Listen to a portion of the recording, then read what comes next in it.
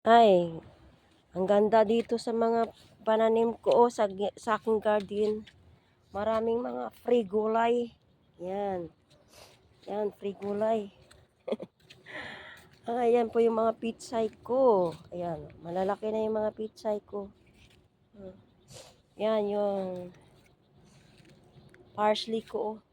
Tanggalin ko na nga itong mga hose na to.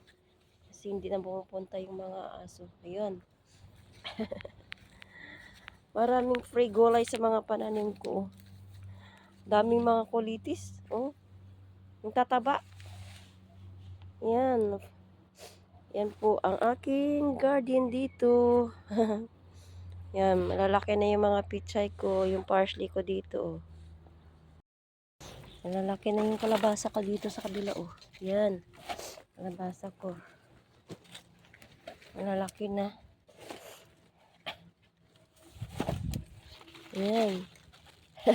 Ay, tatago siya dito. Oh. Meron pa ako dito na isa eh.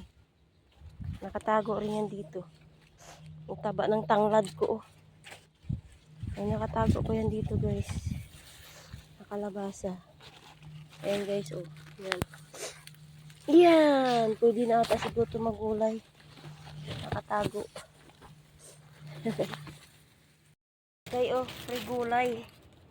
Maraming gulay guys. Tataba. Free gulay. Yan. Free gulay.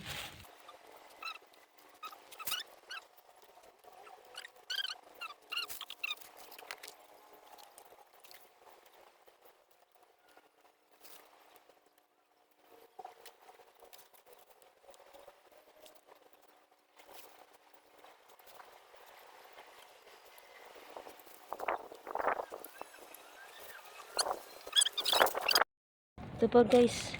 Mangunguha ako dito. Ang tataba oh. Free gulay. Dito siya tumubo sa mga parsley ko oh. Tapos dito sa aking pitsay oh. Ayan. O diba? Daming gulay. Free lang free. Hindi mo na kailangan bumili pa. Bumili ka sa tindahan, ang mahal. Dito free gulay lang oh. Na. Tatalbusan ko siya para tumaba siya lalo. Pero ang dami na to. Tama na to. Oh, marami na ako nakuha guys. Oh. Yan, isang gulayan na yan. Masarap ito sa isda. Ito naman ako bibisit sa kabila kong garden. Oh.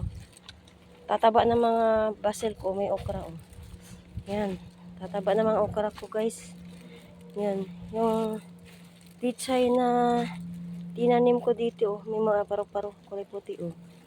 Yan. Ayan, mga okra ako, kalabasa, malalaki na. Yan.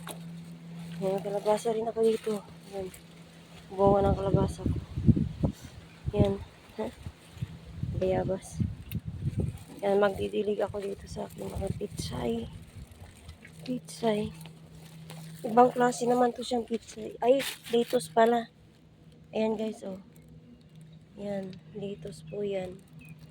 Yan, ninagyan na amo ng pataba. Na, yun.